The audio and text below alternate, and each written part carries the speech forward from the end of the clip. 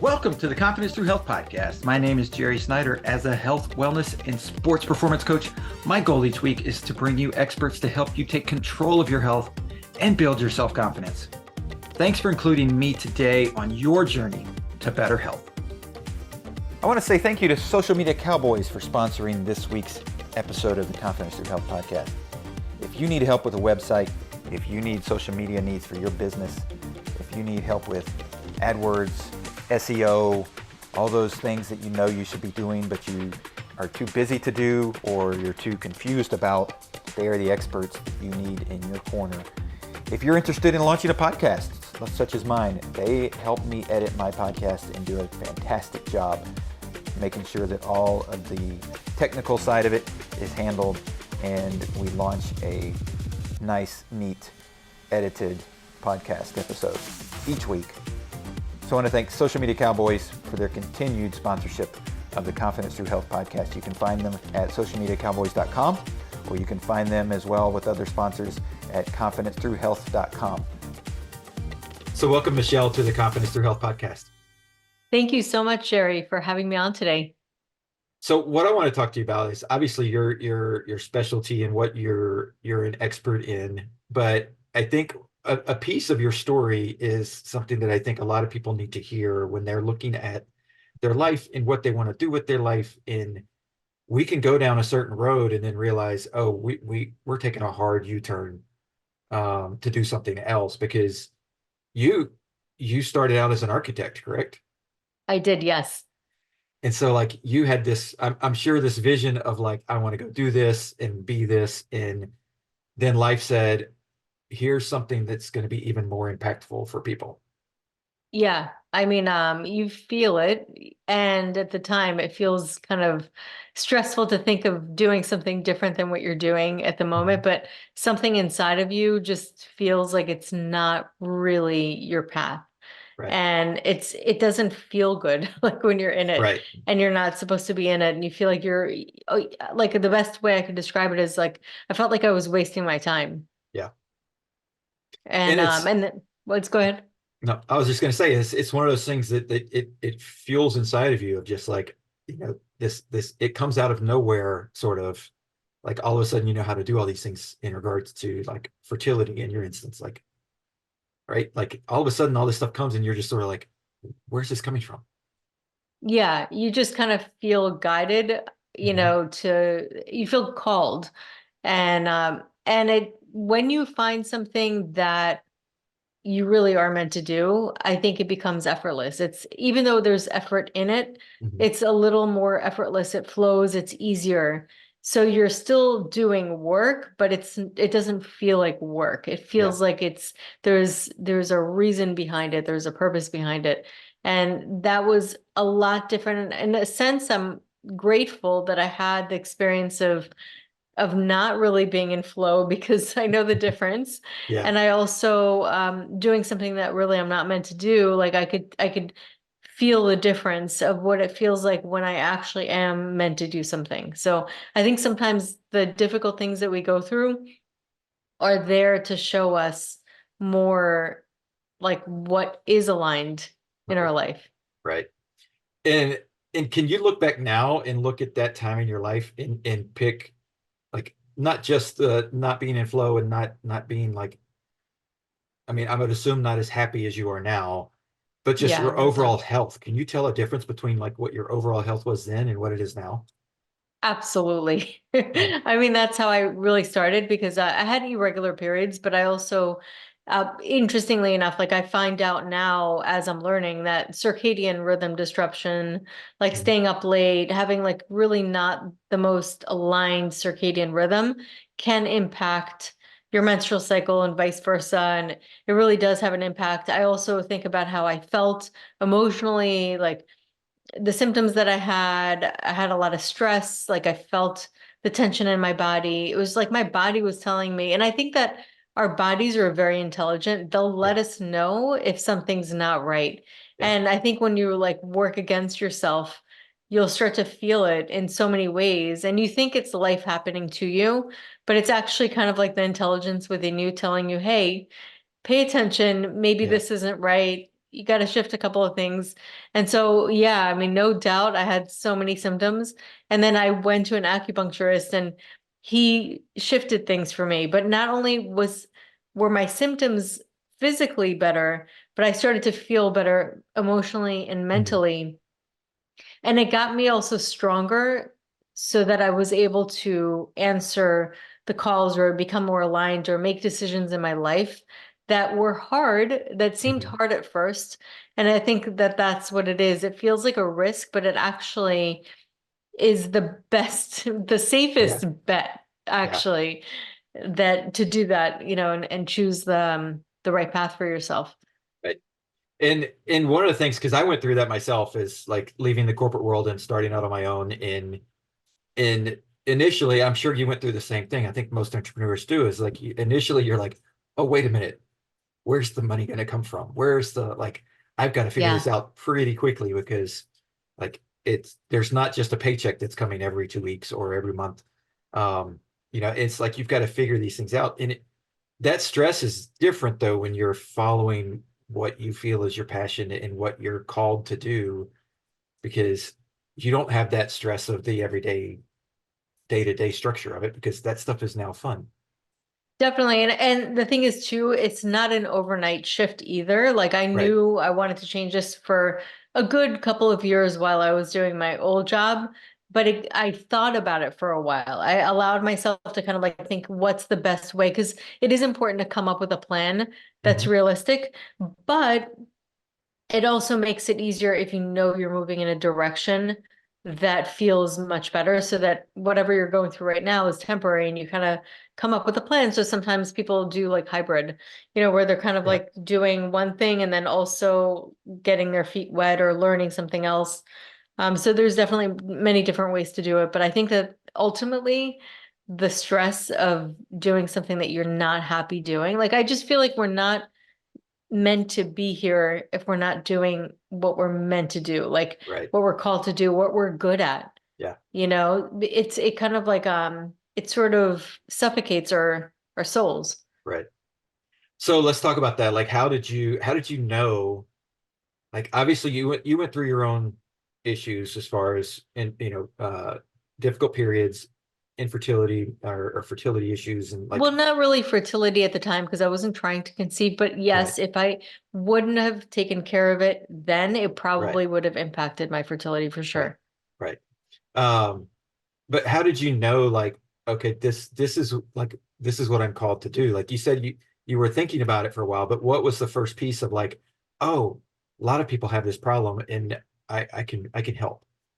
So I think the big thing, I mean, for many years I was going really, we were talking about this actually in the pre-talk, like I was going to doctors and the only solution they gave me was the birth control pill, which never Right. made sense to me. Never from the first time, and I was 17 years old, I came in thinking, okay, I'm going to get a solution. And when I was told that, I was like, why? Yeah. That doesn't make sense. And the doctor said, oh, well, it's going to give you regular periods. I'm like, okay, fine. But then when I get off, then what? Right. You're gonna go back to what you are now. So I'm like, so what's the point? Like it never made sense to me. And I was like, that was my first taste of that aspect of conventional medicine, because it Hmm. is an aspect that a lot of us don't intuitively feel like aligned with. It doesn't Yeah. make sense. I'm like, everybody wants like a true result. It's or a true like root, I guess not cure, but like a plan, something Yeah. that's going to really make a difference. Right. And that was not it.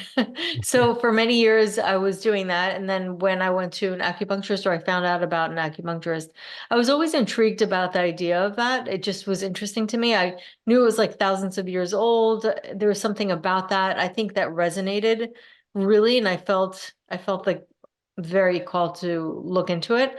And when I went, the simplicity of it was what amazed me. Hmm. It's complex yet simple at the same time. Right. The symptoms are very low, like very barely any symptoms. It's a very simple technique, but yet it has powerful impacts. Yeah. And so that helped me with my period. It was the first thing where I felt like I was getting a solution.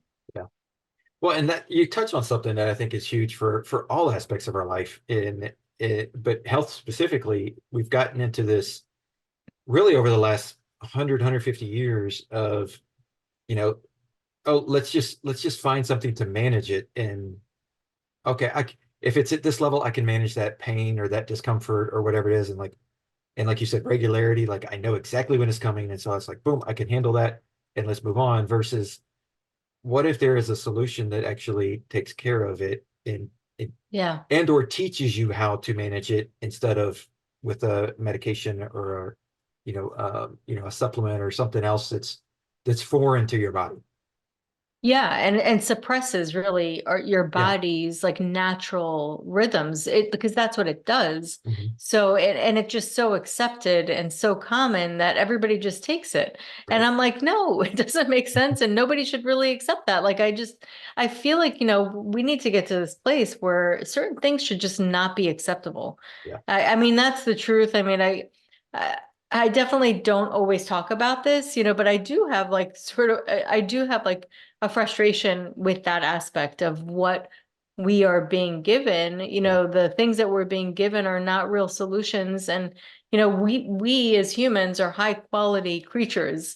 We should have a high quality response and high quality treatment, Mhm. some things that really truly address the body's needs. Yeah. Well, and that's, I mean, it's, it's something that allopathic medicine is just looking at it going like, okay, if we can put something in there that people can just manage, then when the next issue comes up, we'll just have another thing that they can then manage that. And that's why I think people wind up with, I've got a client of mine that I'm helping with nutrition and exercise, and he's in his late 60s. And we had this talk last week of like, oh, well, if you start doing these things, we can maybe get off of this medication or that medication. And he's just like, Mhm. really? The doctor Yeah, told me I was going to be on that all my life. right. And I'm like, no, we can get off of those things. And it's similar to like, there's so many ways around properly handling your menstrual cycle and the difficulties of it. If it's painful, if it's, heavy, all those things. There's so many different ways to handle that, whether it's acupuncture, whether it's nutrition, and where we're combating though that just take a pill, Right. just get on this and just take a pill. And like you said, it may hide that for the short term, but when you want to get off it and start your family's journey, the complications of however many years you were on it compound, and like you said, the original issues didn't go away anyway. No, they don't. They just get covered. So it's Yeah. almost like I don't know, if you're sweeping the floor, would you want to just like get rid of the dirt, or do you want to just put it under the rug and keep it there? I don't I, know. That's just me. yeah. So it's kind of like let's just really address this and take care of it. But yeah, I mean that really does happen. I see a lot of women that come to me after taking the pill consecutively for over 10 years and then not getting their period for 9 months. And then they're like, I don't know what to do. And they come to me and we work through acupuncture and herbs. Mhm. And eventually it does come back. But I mean, they're just alarmed. They're like, this is not normal. The doctor said I would get off of it and I can just get pregnant. And they're ready to have kids. And they're like, where's my period? What's happening? Yeah. And it's good because the pill's messing up all the hormones and all the natural cycles because it's trying to circumvent all of that and put you on a an unnatural, chemically induced way of life. Yeah. And our bodies can't handle that. Yeah, it's not natural for our Yeah. bodies. Our bodies don't recognize things that are just not natural. And so that's the thing. And I remember I went on and like intuitively, luckily, I got off of it a bunch of times because I was Mhm. like, I don't know that I should stay with this all the time. So I just wasn't as consistent, thank God. Yeah. But yeah, I mean, it was like nobody said that, nobody told me, but if I would have just kind of I could have just taken it all the time, like, because Right. that's what I was given, Right. you know?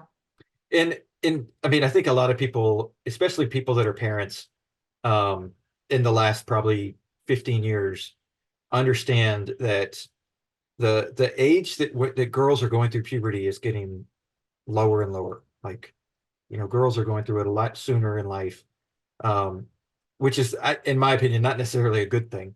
Like, they need more time to develop, um, before they go through puberty and start having their periods.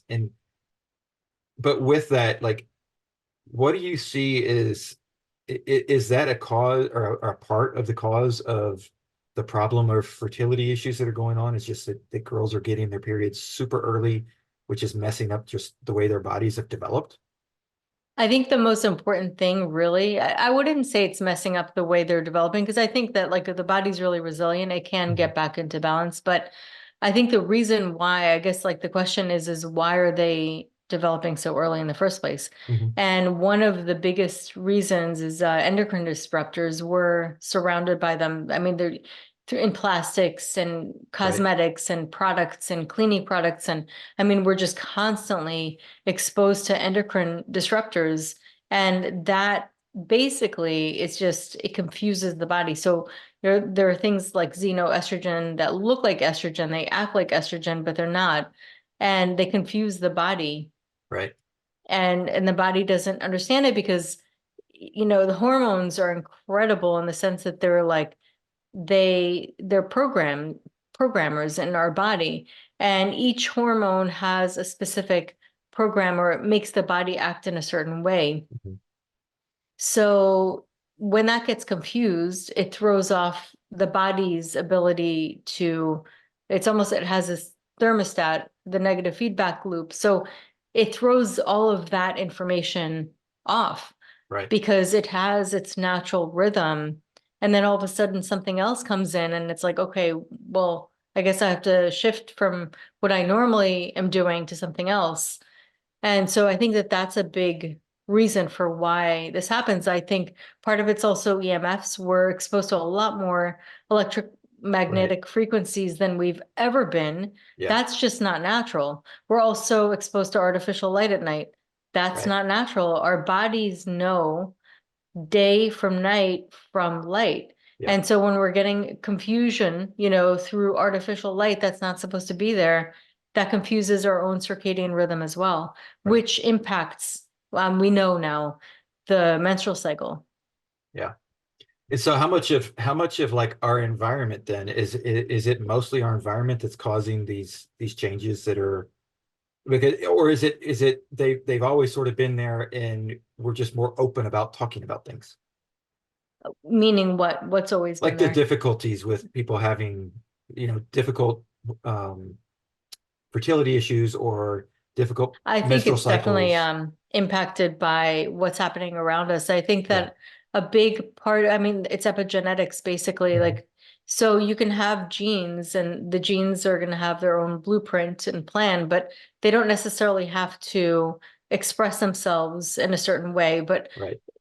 through healthy things, then certain genes can get suppressed and certain can turn on that are healthier versus an unhealthy environment, which can impact a completely different expression. Right. Yeah. And so the best thing for like I mean anybody really, but like especially for girls that are both going through puberty and so they're trying to get their body's trying to understand what's going on, the hormones changing. But also as we're getting into that time in our lives where we're looking at, okay, I want to start a family, it's time to get serious about, you know, planning this.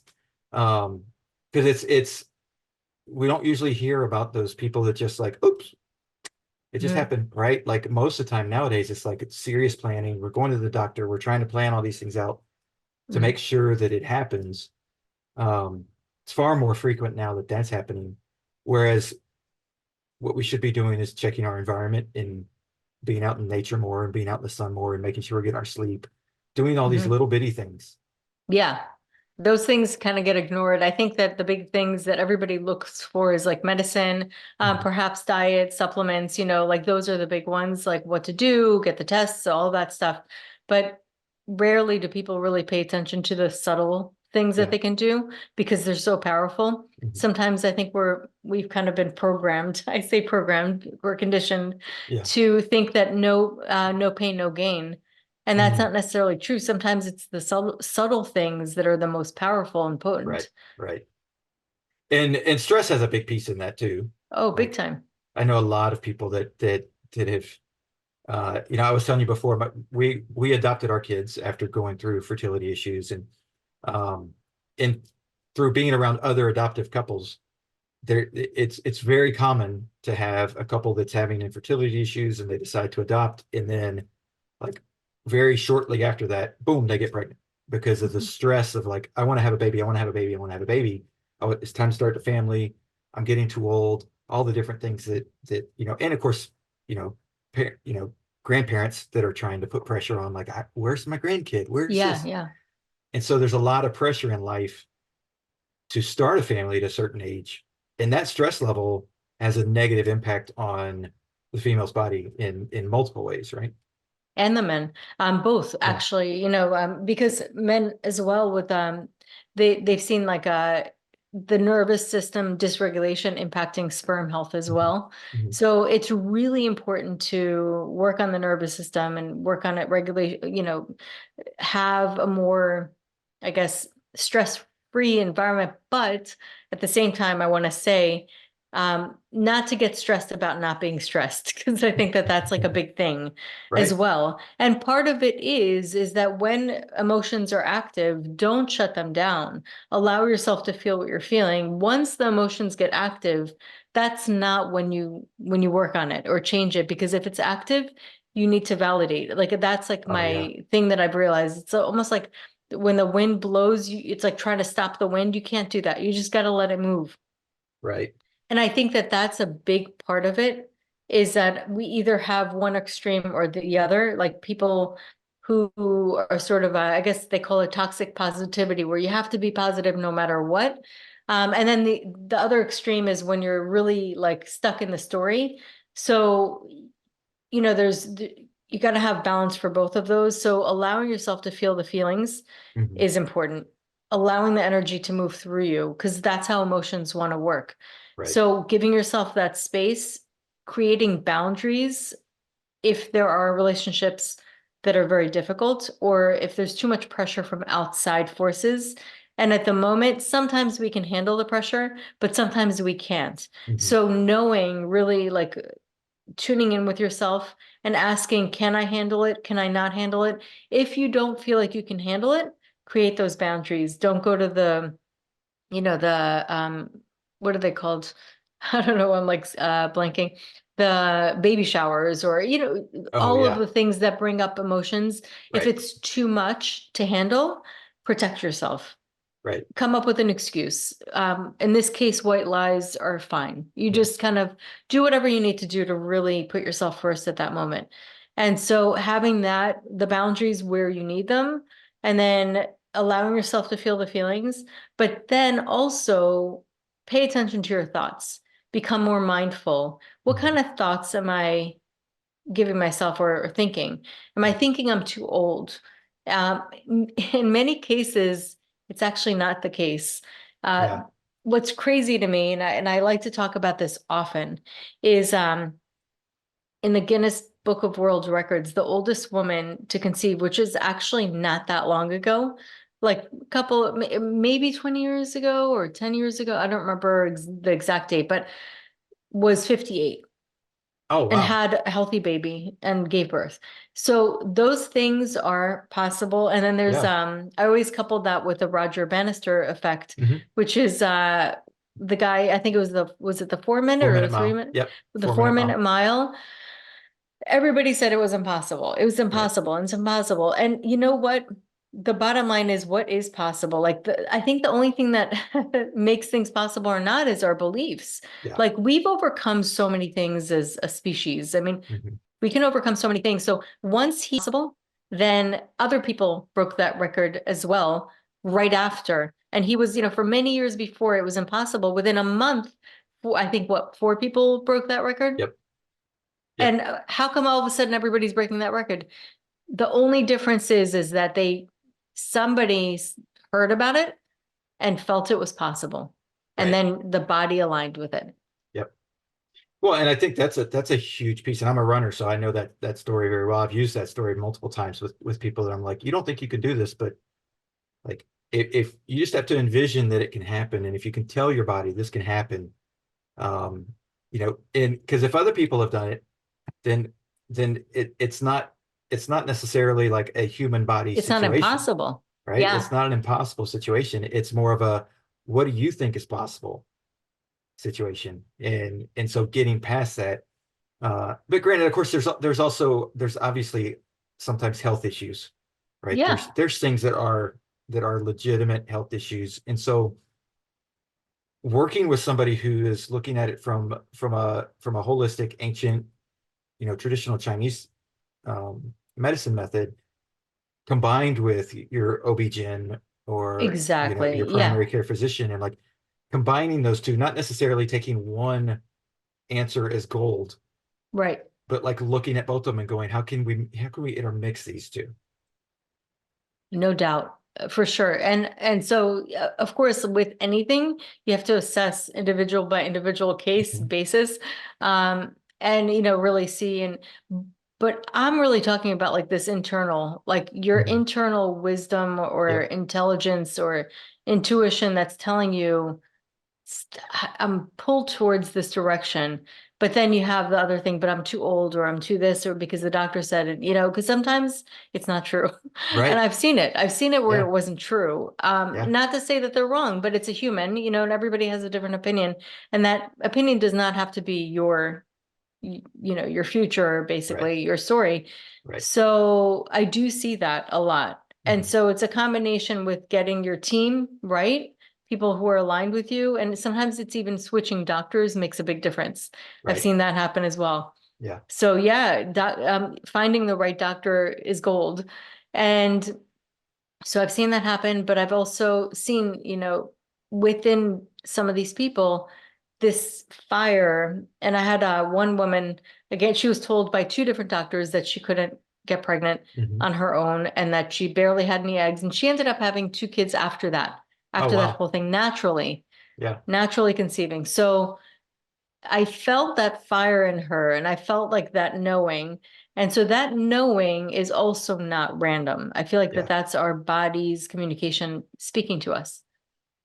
And it's important to listen to that, right? And I think a lot of people get in a situation where they don't listen because they don't want to hear it. They don't want to, know that that's an avenue or that's a possibility. Um, and I mean, I see this in all different aspects of life, but especially in the fertility world. Again, like I said, from being an adoptive dad, I've seen the infertility side of it with a lot of friends and people that we know, and and it's amazing the mindset shift of, okay, well, you know what, I've made this decision. We're not going to have kids the natural way. We're going to adopt. And all of a sudden, like, bam, like all these things start lining up where it's like, okay, now we've made that decision, it's going to happen. Right. Um, but the same thing can happen on the fertility side and on the understanding side of like, no, I've made this decision, this is going to happen, versus being in that why isn't it happening? Why isn't it, like, that constant questioning is not good for our brain, not good for our body, not good because we're just putting ourselves in this stressful turmoil where it's really we just need to make a decision one way or the other. Are we going to go for it and decide it's going to happen, or decide something else is going to happen? Yeah, and I think that a big part of it is also self-care and just Mhm. giving yourself that like breather from the stressors of it. Because the thing is, I mean, to some extent, you can't avoid the stressors. Right. So it's not so much about avoiding the stressors as it is adapting to them. And part Mhm. of adapting to them is giving yourself those like moments of space or still doing things that you enjoy doing and not putting that on hold. Because I think it's human nature to sort of put everything on hold until we get what we need and then we give ourselves permission to have fun. Right. So all of those things are important. It's just important to find balance really through the process. But it could be a very challenging journey, I think, just in general. Yeah. So when you started having issues at 17, correct? Like you said that this, like, something's Actually, not 13. Oh, When I wow. first got my period, I just wasn't getting my period for like 3 months in a Mhm. row, and it just wasn't normal, and I never regulated. It was just always like that. Yeah. So you waited 4 years before you actually went in and said something's wrong and like I need there's got to be a better way to for this to happen. Yeah, yeah. So I think my mom was concerned. She's like, okay, maybe we should go and see what's going on. And he gave me the birth control pills, and I was like, well, what's this for? Like, I didn't know that it was ever given for periods, Yeah. period issues. And so then I kind of tried it, went on and off, and up until 25, it was the same thing. Like my period off the birth control pill was never normal. Mhm. And so you looked at it though, you had enough of a instinct to say, okay, well I could do the pill and it could be like normal according to like the textbook definition, Mhm. but this is not what my body is telling me is the right way to do it. Yeah, it wasn't normal. I'm like, I think I need to address this. It was Yeah. like something that was, yeah, was not right. And so you found acupuncturist, I right? did. And so Yeah. you went through and like so from that process, like how one like how open, obviously you had an open mind to it, but like were you going into it going, this is going to fix my problem, or like, okay, we'll try this and see, but it may not work. I felt good about it. I was Yeah. actually like really, I don't know. I just felt like I was like, this guy seems to know what he's talking about. He's asking me the right questions. He's really looking at, I just felt really comfortable with the process. And I think somewhere in my mind or in my heart, I felt like it was going to help me. Yeah.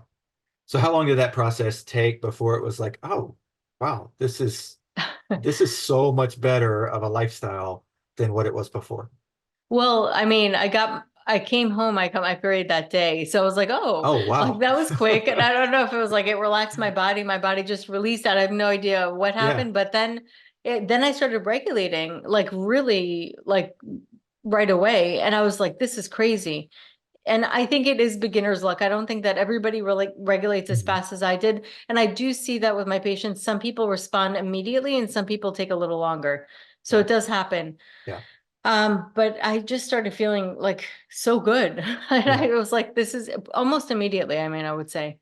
So yeah, so was it like it was pretty immediate regulation, or was it like a couple of months before it was like, okay, now we're slowly into a regular, No, it cycle? was immediate. I was starting Yeah. to get it like every month. Yeah.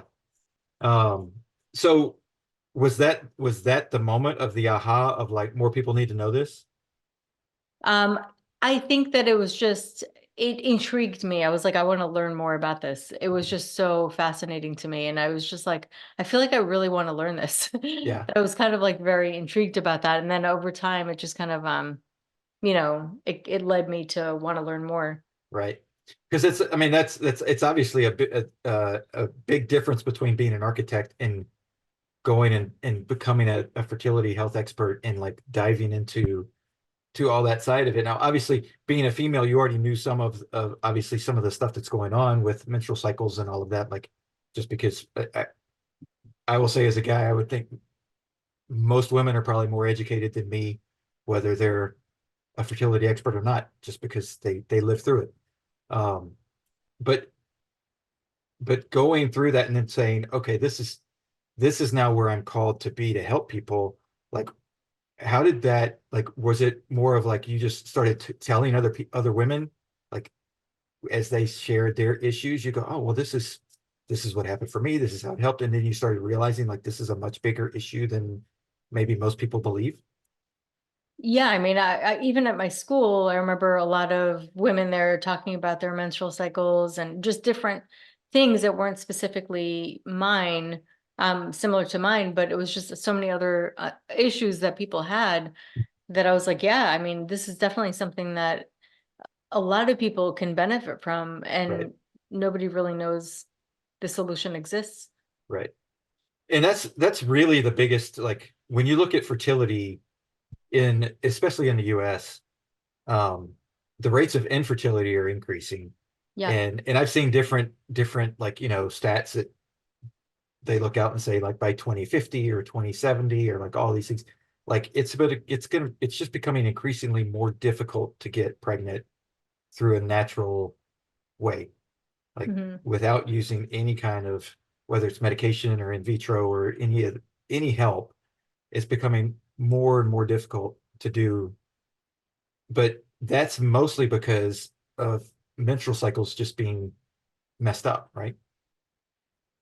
Well, not necessarily. It's not just menstrual cycles. It could be so many different things. Okay. Sometimes menstrual cycles look normal, but then people aren't ovulating, or sometimes they're completely normal, but then they're like tubes are blocked, or there's so many different things that can come into play. Okay. But obviously, if you're not menstruating properly, then like you're not going to get Of pregnant. Like course. the chances are very rare that you're going to get pregnant if you're not menstruating properly. And so if if you're having difficulty or you're having any kind of symptoms, right, then it's a sign that something could be off. It could be, yeah, absolutely. And so with an acupuncturist or Chinese medicine practitioners, they'll look at the subtleties, Mhm. sometimes that won't get picked up on labs Mhm. with doctors. Because a lot of times doctors are looking at it just from the standpoint of like what's normal, and you could be normal, but that's because normal is not right now, Yeah, right? it could be Like, subclinical, like you could yeah, be having issues that aren't really showing up, yeah, you know. yeah. And so, like you said, so they're going to look at the more subtle things.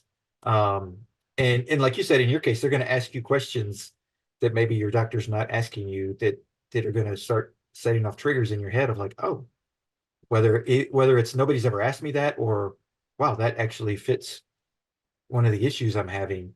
Um, and so looking at that way of it in like I said earlier, like combining that with your OB-GYN and Mhm. saying, okay, and so a lot of times though, you're gonna have to find an OB-GYN that's open to like that Not collaboration. necessarily. I mean, I think you could, sometimes you won't. And Yeah. I think knowing that you can get certain things from one doctor Mhm. and then other things from another type of doctor is also important, because otherwise it would be kind of an uphill battle sometimes to Yeah. find people who, or to just at least in the back of your mind understand that they have a perspective, and it's not the full perspective, but it's a perspective which can be very helpful in Yeah. many cases, Yeah. but it's just a specific perspective.